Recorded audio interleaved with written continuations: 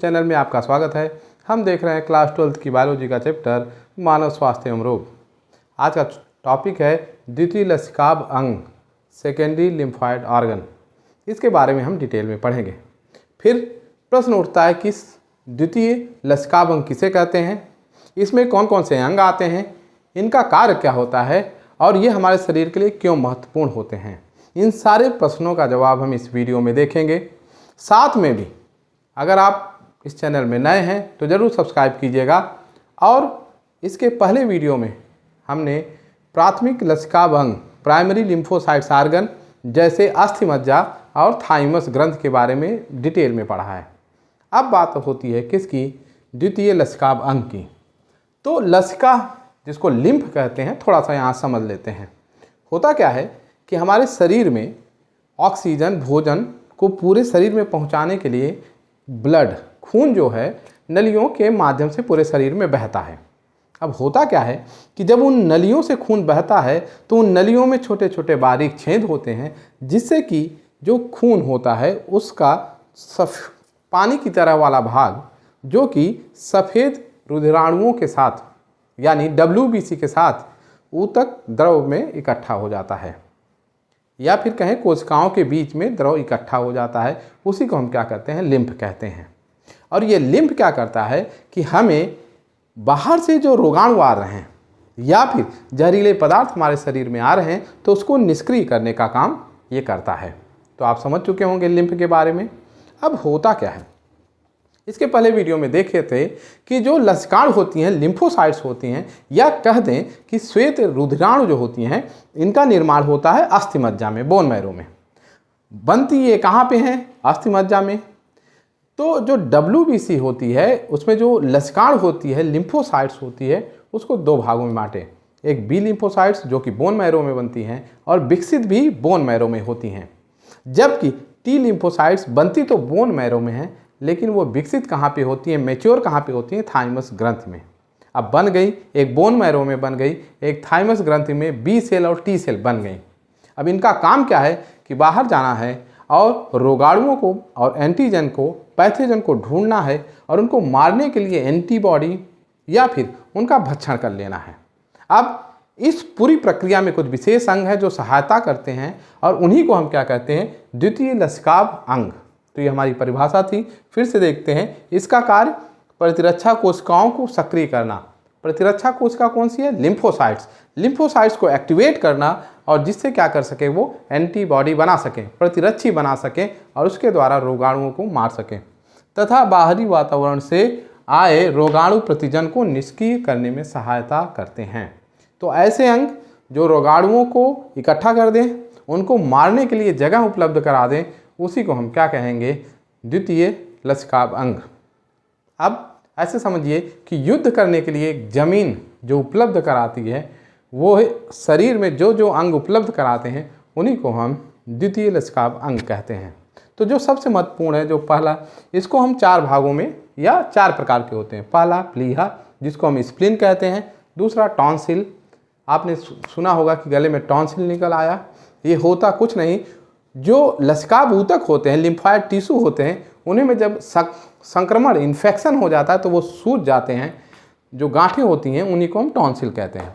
लसिका ग्रंथ या गांठें होती हैं, लिम्फॉइड नोड्स, और लसिका ऊतक, लिम्फ टिश्यू या लिम्फॉइड टिश्यू। ये चार प्रकार के हैं द्वितीय लसिकाभ अंग। अब हम इसमें पढ़ते हैं सबसे पहले स्प्लीन को। स्प्लीन क्या होता है? स्प्लीन एक सेम के आकार का बीज होता है। फिगर में देखिएगा तो जो पेट की जो संरचना होती है, आमाशय का जो भाग होता है, उसके ऊपर में स्थित क्या होती है, ये प्लीहा, स्प्लीन स्थित होता है। साथ में फेफड़े को और पाचन तंत्र को अलग करने के लिए बीच में एक डायाफ्राम होता है। तो स्प्लीन कहाँ पे स्थित होता है? आमाशय के ऊपर, एब्डोमेन पार्ट के ऊपर, तथा डायाफ्राम के नीचे स्प्लीन पाया जाता है। देखते हैं, सेम के बीच का आकार का बड़ा अंग आमाशय के ऊपर तथा डायाफ्राम के नीचे होता है। डायाफ्राम क्या होता है कि श्वसन तंत्र और पाचन तंत्र को अलग करने के लिए ऊतक की एक लेयर होती है जिसको हम डायाफ्राम कहते हैं। अब अगले बिंदु में समझते हैं, इसमें लसिकाणु तथा भक्षाणु फैगोसाइट्स कोशिकाएं अधिक मात्रा में पाई जाती हैं। जो स्प्लीन होता है ये क्या करता है कि खून जब फिल्टर हो खून आता है तो उसमें जो रोगाणु होंगे, यदि खून में रोगाणु हैं और उसमें कोई एंटीजन है तो उनको क्या करेगा, स्प्लीन पकड़ लेगा। और जब पकड़ लेगा तो होगा क्या कि इसमें लसिकाणु माने लिम्फोसाइट्स, इसमें लिम्फोसाइट्स पाई जाएंगी और फैगोसाइट्स पाई जाएंगी। फैगोसाइट्स जो कि एंटीजन या रोगाणुओं का सीधा भक्षण कर लें, उनको खा लेती हैं, निगल लेती हैं, तो इन्हीं को हम फैगोसाइट्स कहते हैं। तो ये लिम्फोसाइट्स क्या करेंगी, उन रोगाणुओं को पकड़ेंगी, उनको किल करने के लिए, निष्क्रिय करने के लिए एंटीबॉडी बनाएंगी, या फिर उसको फैगोसाइट से उसको सीधा क्या कर लेंगी, निष्क्रिय कर लेंगी, उनको खा जाएंगी। ये कोशिकाएं क्या होती हैं, उसमें अधिक मात्रा में पाई जाती हैं। साथ में यह फिल्टर द्वारा रक्त में उत्पन्न सूक्ष्म जीवों प्रतिजन को अलग करते हैं। हमने पढ़ा कि जब प्लीहा में ब्लड आता है तो उसमें जो भी पैथोजन होते हैं, रोग उत्पन्न करने वाले जीव होते हैं, उसको वो अलग कर लेता है और उसको लिम्फोसाइट से यानी लसिकाणु के द्वारा और भक्षाणु कोशिकाओं के द्वारा नष्ट कर देता है। अब हम पढ़ते हैं यह पुरानी आरबीसी यानी ऐसी आरबीसी यानी लाल रक्त कणिकाएं, जिनको हम रेड ब्लड सेल्स कहेंगे। ये क्या होती हैं, इनका जो जीवन काल होता है वो मैक्सिमम 120 दिन होता है। तो जो आरबीसी होती हैं जो 120 दिन तक जीवित हो गई, उनको ये नष्ट करते हैं। तो जब पुरानी आरबीसी आती हैं उनको नष्ट कर देते हैं और इसीलिए इसे लाल रक्त कणिकाओं का कब्रिस्तान कहा जाता है। स्प्लीन को इसीलिए क्या कहा जाता है कि जो पुरानी आरबीसी हैं उसको नष्ट करते हैं, निष्क्रिय करते हैं और उसके हीमोग्लोबिन का बाद में उपयोग किया जाता है, रिसाइकिल किया जाता है और आरबीसी को मारा जाता है स्प्लीन में। इसीलिए इसे लाल रक्त कणिकाओं का या कोशिकाओं का कब्रिस्तान कहा जाता है स्प्लीन को। ये महत्वपूर्ण बात थी। यह आपातकाल में, इमरजेंसी के समय आरबीसी का भी भंडारण करती है। अब शरीर को अचानक ब्लड की आवश्यकता हो गई तो स्प्लीन में जो ब्लड की मात्रा वो स्टोर की जाती है। अचानक ऑपरेशन हो गया या फिर चोट लग गई जिसमें ब्लीडिंग हो रही है तो स्प्लीन क्या करती है, जो स्टोर किया हुआ रहता है आरबीसी, उसको क्या होते हैं वो ब्लड में डाल देते हैं, जिससे कि आरबीसी की या ब्लड की मात्रा मेंटेन रहे। तो ये स्प्लीन के बारे में था। अब हम दूसरे लिम्फोसाइट्स और ऑर्गन को समझते हैं, वो है टॉन्सिल्स। फिगर में देखिएगा टॉन्सिल्स क्या होती है, तो गले के पीछे मुंह में, जहाँ पे मुंह के पीछे, मुंह गुहा के पीछे साइड में, गले के नीचे साइड में, यहाँ तक कि नाक में भी टॉन्सिल यानी जो लसिका की छोटी छोटी गांठें पाई जाती हैं। इनका काम क्या होता है कि जब हम भोजन करते हैं या फिर जो बाहर के जो रोगाणु हैं जब मुंह के द्वारा या नासा मार्ग से शरीर में प्रवेश करते हैं तो उनको पकड़ते हैं और पकड़ने के बाद उनको नष्ट करते हैं। अब हम इसको समझते क्या है कि यह अंडाकार ऊतक गले के पीछे, जीभ के नीचे और नाक में पाए जाते हैं। फिगर में देखिएगा इन स्थानों पे टॉन्सिल पाई जाती है। कहाँ पे, गले के पीछे साइड में, जीभ के नीचे और नाक में पाए जाते हैं। अगले बिंदु पे यह मुख गुहा में एक अंगूठी जैसी संरचना बनाते हैं जिसे वाल्डेयर रिंग कहते हैं। होता क्या है कि जब आप इस फिगर में देखिएगा तो ऊपर नाक में टॉन्सिल, फिर गले के पीछे, फिर जीभ के नीचे, तो एक टॉन्सिल की रिंग बन जाती है पूरे मुंह में, जो कि रोगाणुओं से रक्षा करती है। इसीलिए इस रिंग को, इस संरचना को हम क्या कहते हैं, वाल्डेयर रिंग कहते हैं। अब अगले बिंदु को समझते हैं। यह नाक वह मुख में प्रवेश करने वाले सूक्ष्म जीवों को पकड़ने व नष्ट करने का कार्य करती हैं।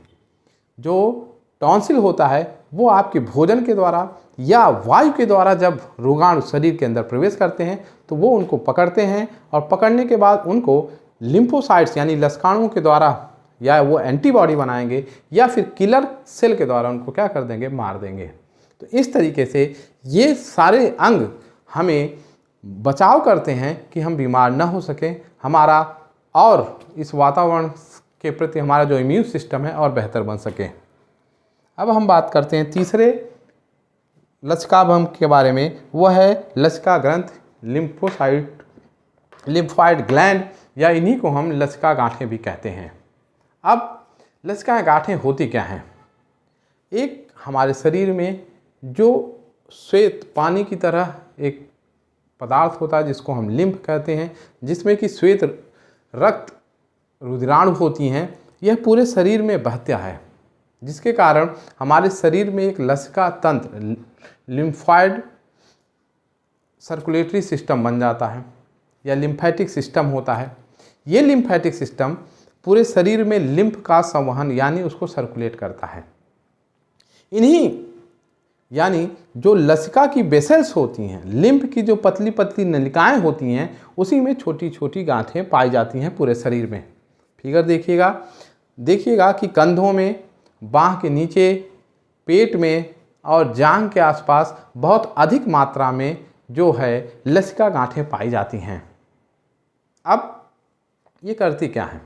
जैसे लिम्फ पूरे शरीर में घूम रहा है, तो यह जब लिम्फ उन लसिका नलिकाओं के द्वारा बहते हुए इन गांठों में जाता है, तो उसमें जो लिम्फ में जो रोगाणु, पैथोजन या एंटीजन घुले होंगे और वो शरीर को बीमार करना चाहेंगे, वो इन गांठों में फंस जाएंगे। और जैसे फंस जाएंगे तो उसमें क्या होंगे? लिम्फोसाइट्स होंगी। तो वो टी और बी सेल्स क्या करती हैं? इन भक्षाणुओं को नष्ट करने का कार्य करती हैं। तो यहाँ पे देखिएगा ग्रीन कलर की छोटी छोटी गांठें बनी हुई हैं, यही क्या होती हैं? लिम्फॉइड ग्लैंड होती हैं। ये छोटी ठोस संरचना है जो कि लसिका तंत्र जहाँ पे लसिका पूरे शरीर में बहता है, में शरीर के भिन्न स्थानों पर पाई जाती हैं। ये गांठ की तरह ठोस संरचनाएं होती हैं, और लसिका तंत्र की जो लसिका वाहिनिकाएं होती हैं, उनमें जगह जगह पर ये गांठें पाई जाती हैं। रोगाणु और प्रतिजन इन गांठों में फंस जाते हैं। जो रोगाणु और पैथोजन है उसमें फंसेंगे, जिससे कि लिम्फोसाइट्स जो होते हैं वो सक्रिय होकर अनुक्रिया यानी रिस्पॉन्स दिखाएंगे। रिस्पॉन्स कैसे दिखाएंगे? एंटीबॉडी बनाएंगे या फिर उसको सीधा किल कर देंगे। तो इस तरीके से हमारे शरीर की पैथोजन यानी रोगाणुओं से सुरक्षा की जाती है। जो आखिरी और सबसे महत्वपूर्ण है वो क्या है? लसिकाभ ऊतक, जिसको हम लिम्फॉइड टिश्यू कहेंगे। और जो लिम्फॉइड टिश्यू होते हैं वो होता क्या है कि जैसे श्वसन है, पाचन तंत्र है तथा जनन मूत्र पथ की लाइनिंग में लसिका ऊतक स्थित होते हैं। यानी जो लिम्फॉइड ऊतक होते हैं वो कहाँ पे पाए जाते हैं? लाइनिंग में। कैसी लाइनिंग? कहाँ पे? जैसे श्वसन का है, हमारा श्वसन तंत्र है, जैसे हम सांस ले रहे हैं, एक ट्यूब जा रही है, फिर लंग्स तक वो ट्यूब जाती है, श्वसन नाल। साथ में पाचन तंत्र है, पाचन तंत्र में जो ग्रहणी है, ग्रहणी के बाद आमाशय में जाती है, आमाशय से छोटी आंत, छोटी आंत से बड़ी आंत, तथा जनन मूत्र में यानी जो यूरिन को बाहर नलिका पास कराती है। तो इन सभी नलिकाओं में अगर थोड़ी सी हम स्ट्रक्चर की बात करें, अगर हम छोटी आंत के ट्रांसवर्स सेक्शन, जैसे ये मार्कर है, इसको ऐसे कट करते हैं तो ये ट्रांसवर्स सेक्शन हो गया। जब इस आंत की संरचना को देखते हैं तो जो अंदर की ऊतक की जो लेयर होती है उसको हम म्यूकोसा कहते हैं।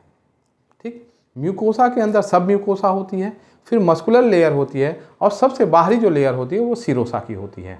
तो ये 4 लेयर होती हैं जो कि एक आंत को एक मजबूत ऊतक के द्वारा क्या करती हैं? बनाती हैं, जिससे कि आराम से डाइजेशन हो सके। तब होता क्या है कि जो सब म्यूकोसा लेयर होती है, यानी श्वसन की, पाचन की, जनन मूत्र की, इनकी जो सब म्यूकोसा लेयर होती है उनमें विशेष प्रकार के क्या होते हैं? लिम्फॉइड टिश्यू होते हैं। अब ये टिश्यू क्या करेंगे? जैसे कि श्वसन नाल में कोई रोगाणु पहुंच जा रहा है, या आप खाना खा रहे हैं और उस भोजन के साथ जो पैथोजन है वो शरीर के अंदर चले जा रहे हैं, तो ये क्या करेंगे कि जो सब म्यूकोसा यानी अंदर वाली लाइनिंग क्या होती है? म्यूकोसा, और म्यूकोसा के अंदर क्या है? सब म्यूकोसा। सब म्यूकोसा में ये लसिकाभ ऊतक होंगे, उन रोगाणुओं को पकड़ेंगे और उसको नष्ट कर देंगे। यहाँ पे एक उदाहरण के द्वारा बताया गया है कि इन्हें श्लेष्म संबंध लसिकाभ ऊतक माल्ट कहा जाता है। माल्ट का फुल फॉर्म क्या है? म्यूकोसा एसोसिएटेड लिम्फॉइड टिश्यू कहते हैं। और जो इन लाइनिंग पे जो लिम्फॉइड टिश्यू पाए जाते हैं उनको हम माल्ट कहते हैं। यानी जो सब म्यूकोसा लेयर में उपस्थित लिम्फॉइड टिश्यू क्या कहलाते हैं, माल्ट कहलाते हैं। अब आगे बिंदु पे यहाँ पर लसकाब ऊतक का 50% भाग होता है। यानी जो हमारे शरीर में लिम्फॉइड टिश्यू पाए जाते हैं उसका 50% भाग छोटी आंत, श्वसन नाल, आपके जनन मूत्र अंगों में तथा कहाँ पे, पाचन में पाए जाते हैं ये लसकाब ऊतक। और इसकी मात्रा क्या होती है, 50% से अधिक हमारे शरीर को रोगाणुओं से मुक्त करते हैं। साथ में ये जो लिम्फॉइड ऊतक होते हैं ये क्या करते हैं, रोगाणुओं को पकड़ने तथा इसको नष्ट कराने का कार्य करते हैं। इन लिम्फॉइड जो टिश्यूज होते हैं इनमें लसिका पाई जाएंगी, लिम्फोसाइट्स पाए जाएंगी, यानी टी सेल और बी सेल पाई जाएंगी। ये इन रोगाणुओं को पकड़ के क्या करेंगी, नष्ट कर देंगी, या तो सीधे किल कर देंगी जो किलर टी सेल्स होती हैं, या फिर वो प्रतिरक्षी या एंटीबॉडी का निर्माण करेंगी और एंटीबॉडी यानी प्रतिरक्षी के द्वारा उस रोगाणु को निष्क्रिय कर देंगी। तो यहाँ पे हमारा ये टॉपिक कंप्लीट हो जाता है। आपको ये वीडियो कैसा लगा ज़रूर कमेंट कीजिएगा। चैनल में नए हैं तो सब्सक्राइब कीजिएगा, दोस्तों में शेयर कीजिएगा। Thank you.